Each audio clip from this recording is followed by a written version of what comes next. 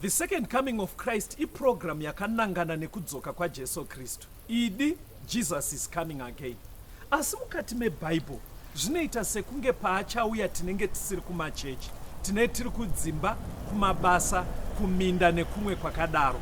Muprogramu inoyi ndina mukoma Gift Rodzi tati timboteera kudzimba kwatinoswera. Ichokwadi chiri kutaurwa naCaston Betera. Jesu haazouyi tiri kuchechi kana panzvimbo dzekunamatira. Achauya tiri kwatinoswera kwakasiyana-siyana. Ikoko kwacho kwatinoraramira. Kungaa kumabasa, kuzvikoro, kudzimba. Ndosaka tati muchirongwa chinechi titenderei timbozotandarira ikoko kwamunoswera, kwamunoraramira. Mustudio nhasi tina Proclaim Chaora ndiye ari kutiisira musign language. Mukoma Givi, kwasai vateereri.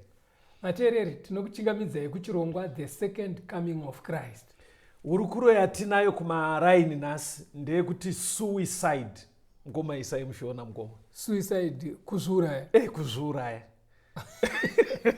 Ndo hurukuro yatinayo. Pfungwa iyi iri kubva pakuti zvidzidzo zvekumashure taitarisa misungo inoshandiswa naSatani kuti titadze kuuya kuna Mwari. Pamisungo iyoyo pane kuti anoita kuti ushaya hanya nekuerenga Bhaibheri, kana ungonzwa hope, kana kuwana zvimwe zvinodisturba patime inenge ichitaurwa shoko raMwari. Then takaona futi kuti iye Satani atori muurayi. Anogona kuti akatadza ikoko, anogona kukurova nehosha. Saka ndopfungwa yatoda kutangira pairi yekuti Satani muurayi. Mukoma, torai Bhaibheri. Pana Job 1, verse 13 to 19. Toda kuona zvimwe zvinoshandiswa naSatani. Job 1, verse 13. Zvino rimwe zuva vanakomana vake navanasikana vake vakati vachidya nokunwa waini paimba yomukuru wavo, nhume ikasvika kuna Jobho ikati, mombe dzakanga dzichirima nembongoro dzichichera kurutivi rwadzo.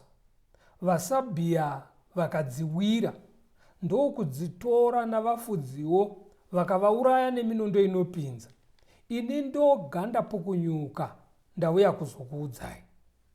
Iye wakati achataura, mumwe akasvikawo akati, moto waMwari wakabva kudenga ukapisa makwai navafudzi ukavapedza. Ini ndoganda pukunyuka ndauya kuzokuudzai. Iye wakati achataura, mumwe akasvikawo akati, vaKadheya vakaita mapoka matatu, vakawira makamera vakaatora, navafudziwo vakavauraya neminondo inopinza. Ini ndoganda pukunyuka ndauya kuzokuudzai. Iye wakati achataura, mumwe akasvikawo akati, vanakomana venyu navanasikana venyu vakanga vachidya nokunwa waini mumba momukuru wavo. Dutu guru ndokubva kurutivi rwerenje ndokurova pamakona mana eimba, iyo ikawira pamusoro pavana vakafa.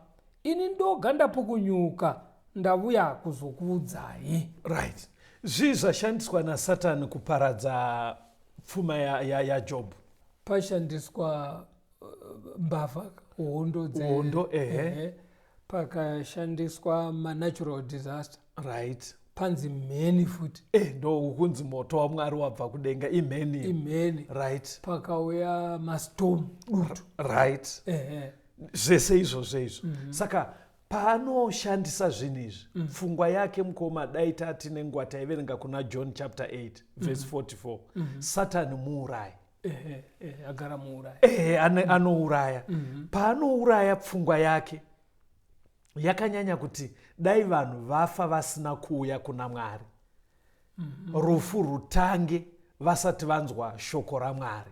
Alright. Saka kufa kwemunhu asati anzwa shoko kwaari advantage. Itora advantage. In fact, ndo zvaari kutonyanya kurwisa izvozvo.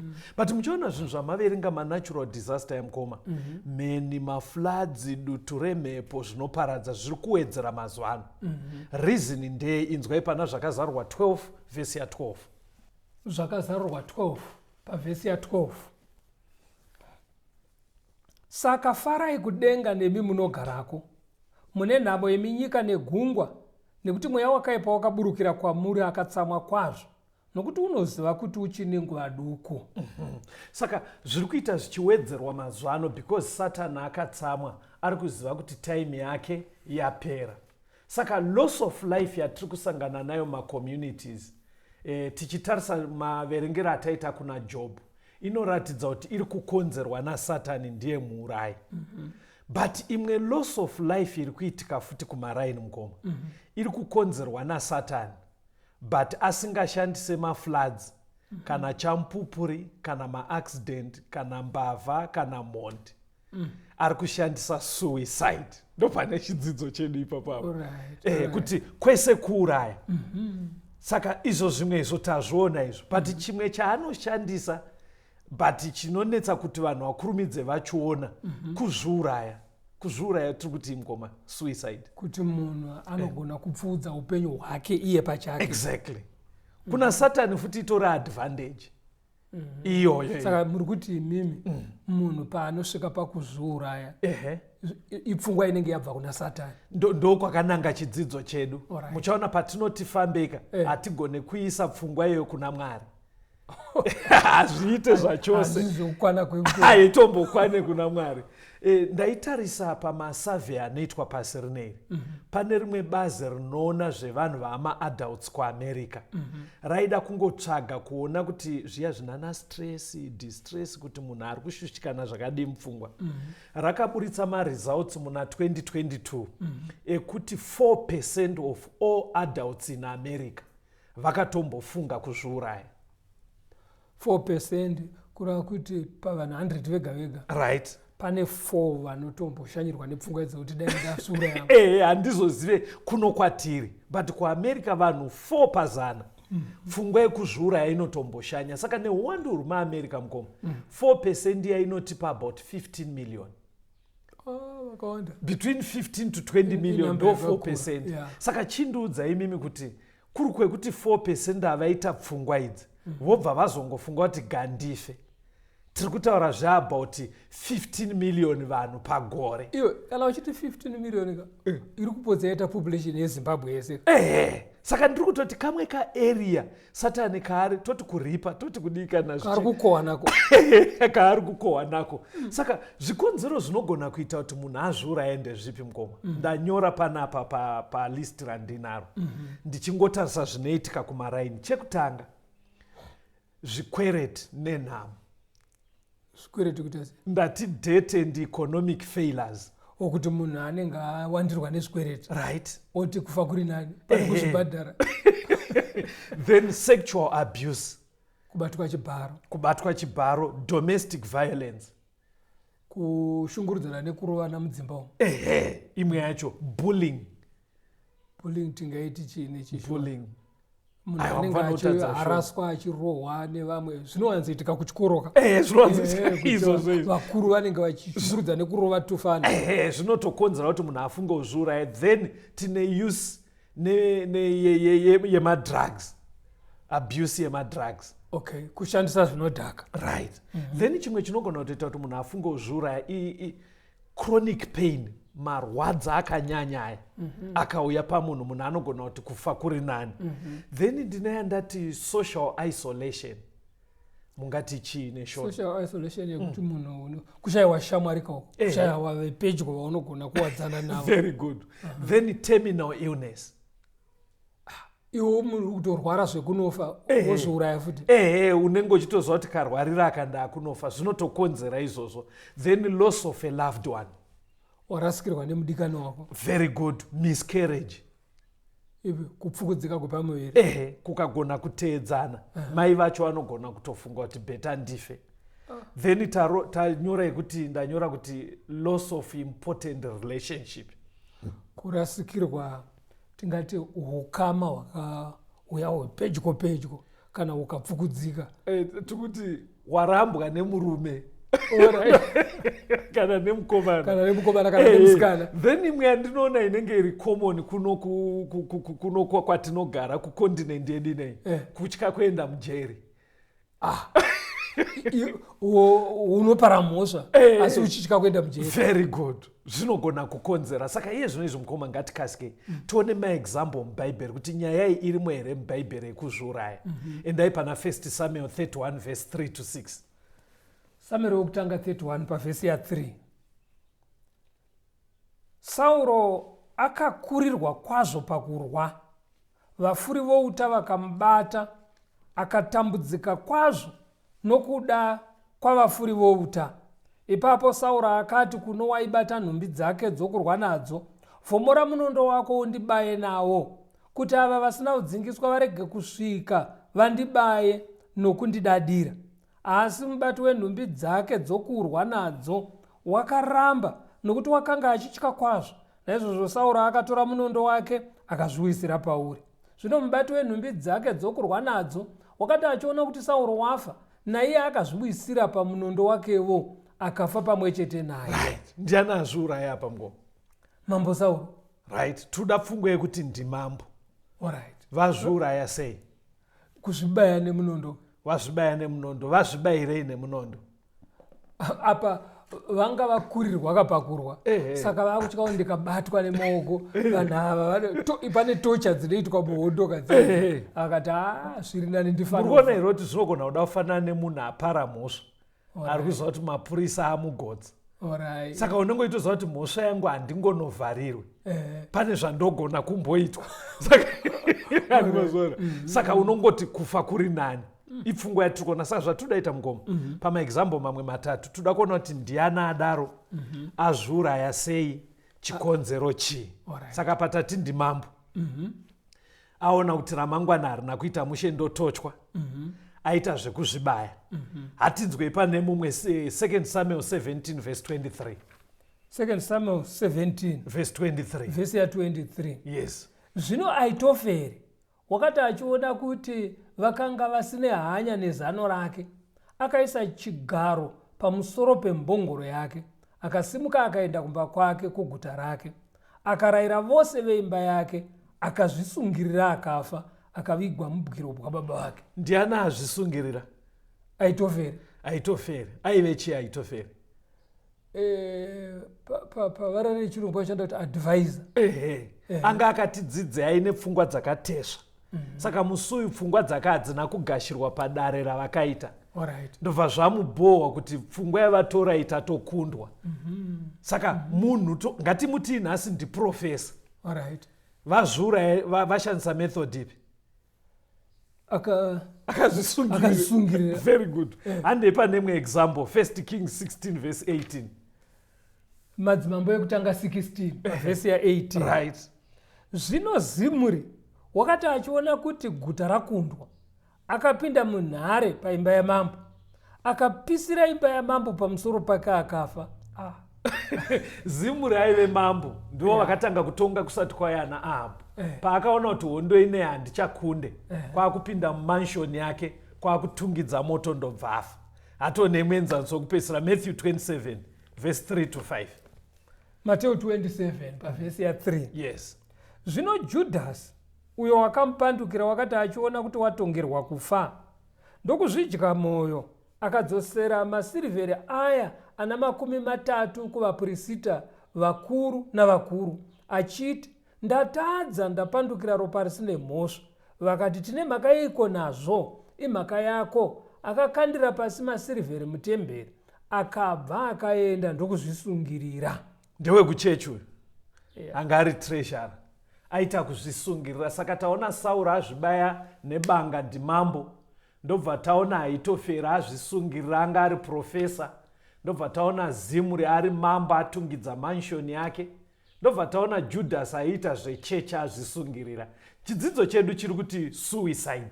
Ngatirambei tiri pachirongwa timbonzwa rwiyo.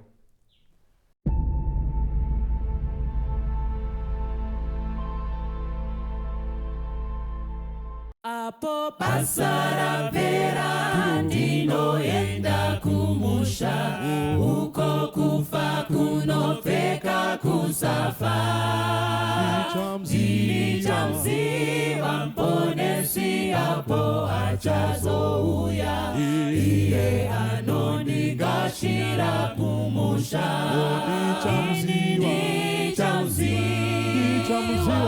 nichamziwa, hapo ndichazomira naye, nichamziwa,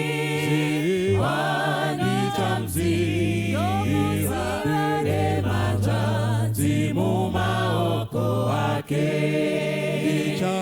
tichazofara kwazvo kuona uso wake, nekupenya kwemaziso akewo.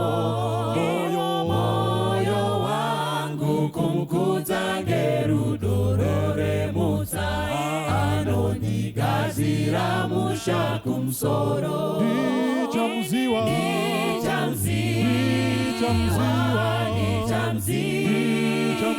hapo ndichazomira naye, nichamziwa, nemanzanzi mumaoko ake, ndinotondera avo vadikani vakafa, kuti nerufu tapatsana navo. Apo Jesu ouya navo tichasangana, asi ndichatanga kuona Jesu.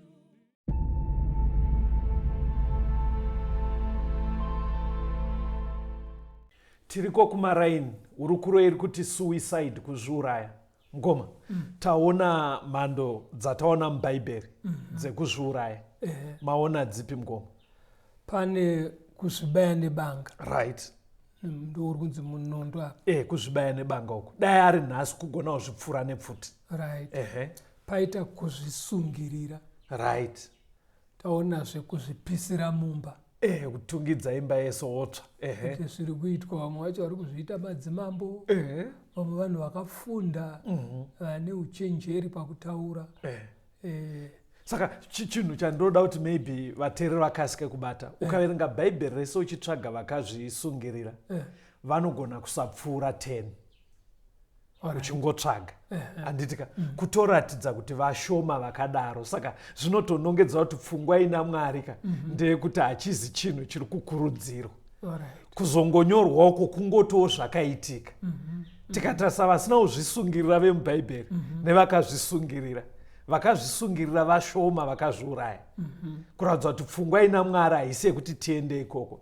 But ngatichibatsirana Ngoma tiri kumaraini, because mareasons acho anotobatika ari kuita kuti vanhu vazviuraye. Toda kuti tichishandisa bhaibheri titaure nevanhu vari kumaraini, kuti vazive kuti zvavari kufunga kuti zvikonzero zvinobatika, pane pfungwa inobuda mubhaibheri inogona kutoita kuti vasiyane nepfungwa yacho. Uri kuti iwewe vanhu pavanozosvika pakufunga kuzviuraya, pane chiri kuvasunda kudaro. Right.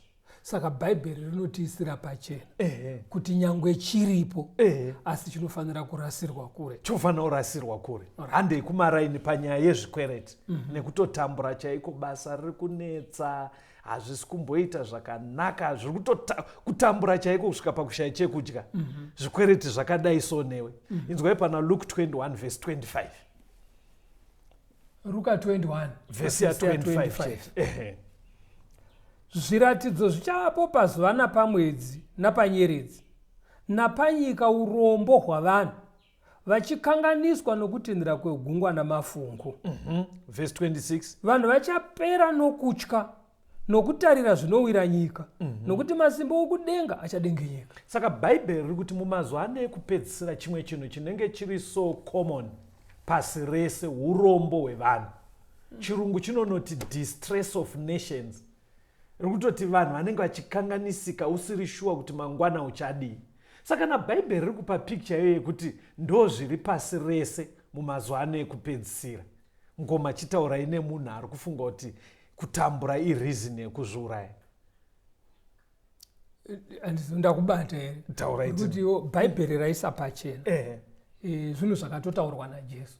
Kuti kana nyika yakunoguma, pane zvinhu zvichawanda panyika. Right. Zvinoti urombo. Right. Nekutambudzika. Kureva kuti pfuma chaiyo ichatadza kubatanidzika. Very good. Saka kana munhu watambura nekuva murombo hachizi chikonzero chaunofanira kuzviurayira ndachakataurwa kuti chinenge chakatekeshera pasi rese. Very good. Ndo pfungwa iri kutobuda ipapapa. Handei next mukoma. Pane vafana vekuti kana achitwa bullying kuchikoro achingorohwa nevamwe akada kutsanangura kumbobvunza ude chikoro iwe achingonzaro yeti kuchikoro kwacho hakusi kuita vamwe vanomurova vanenge vachingomukika.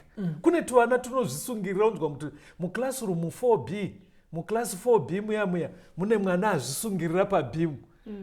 Turi zvakuitika izvi nezvi. But mukatsvaga nyaya yacho iri kubva pabullying nenyaya dzekurowana even mudzimba unozoona kuti mumwe murume anogona kungozvisungirira because hazvitauri kuti ndogara nchirohwa nemukadzi.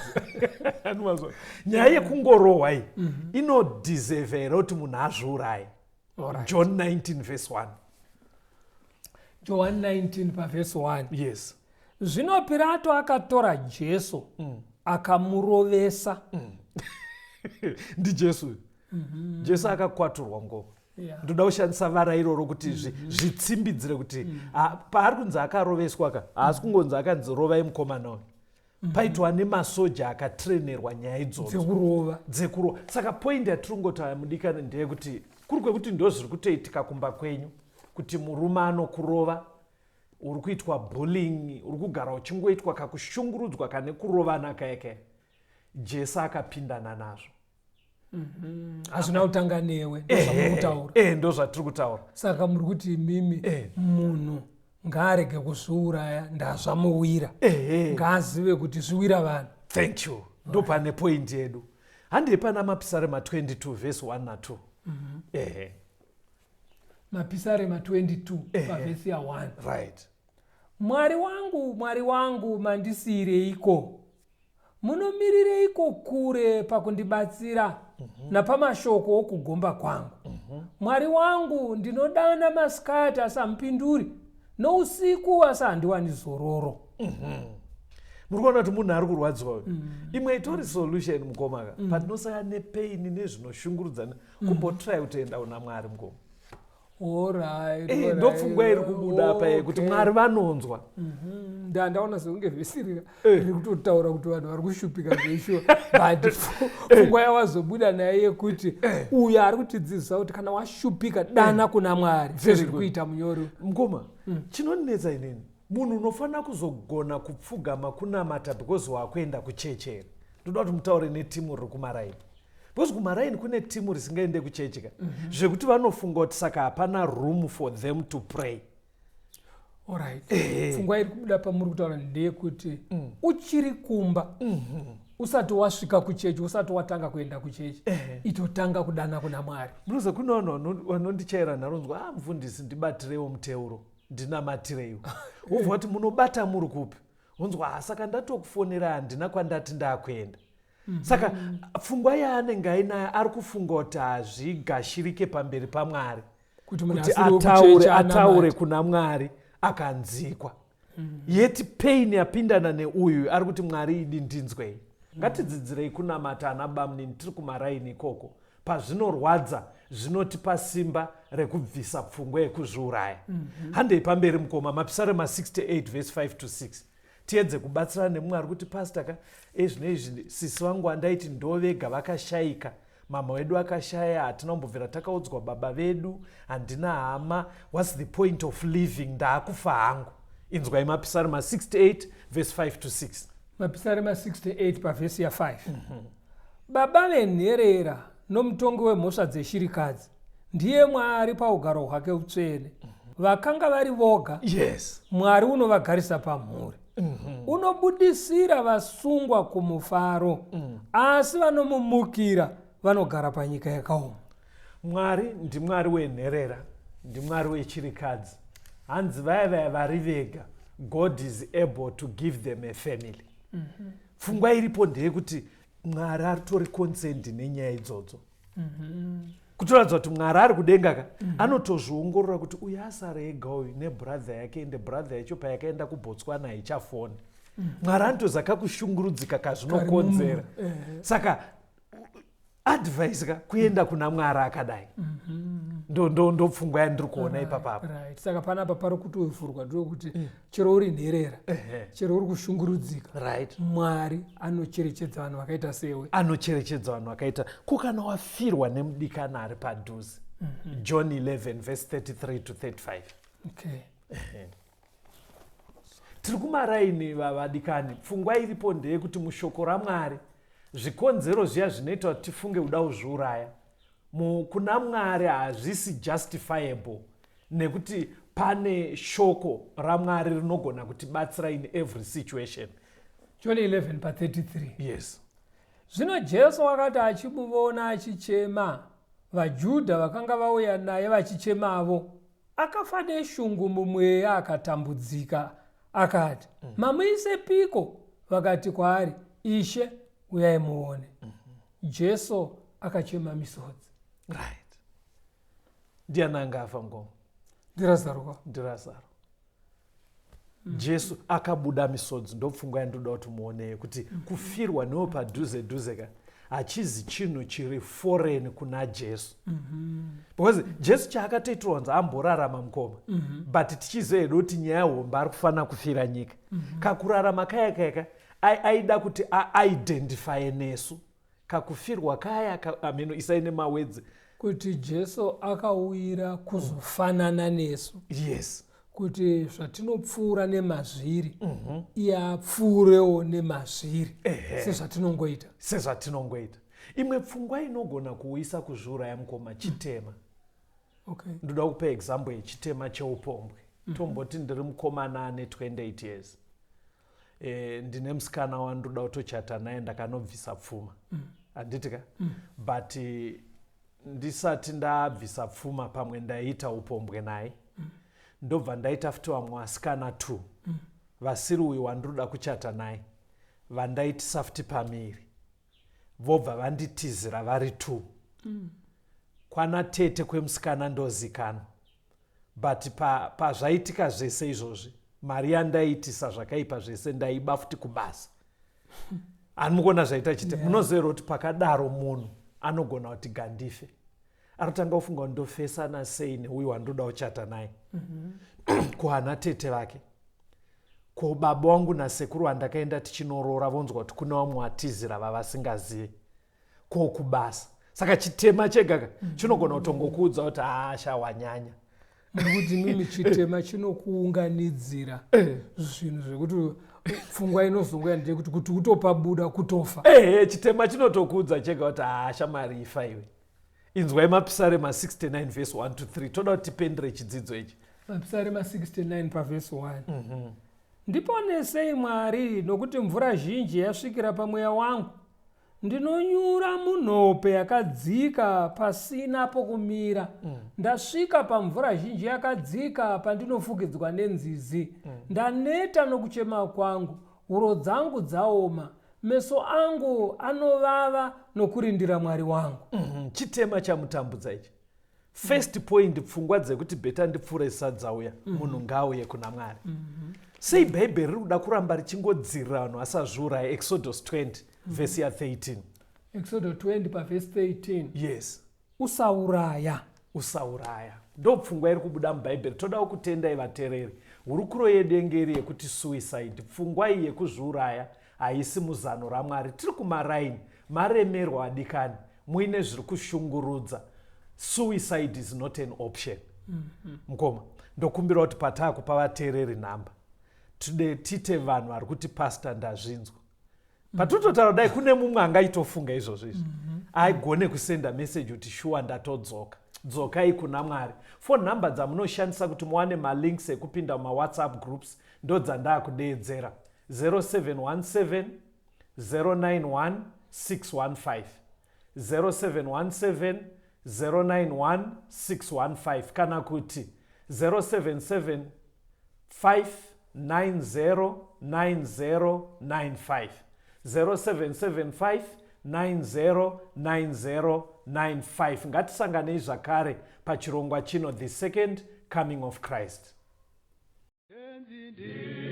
Tungamire mukati mezviedzo mananda andibata ndimwedo dombo ndiwikeje ndimwimo otungamirete tenzidi etungamire semwana awonyara tamu ungayara zinyanga mananda anomunzwa kanama atinyarara imwite tenziwe nyanza tenzini etungamire aponda yasvika nyanza mananda aondichisa handichina zororo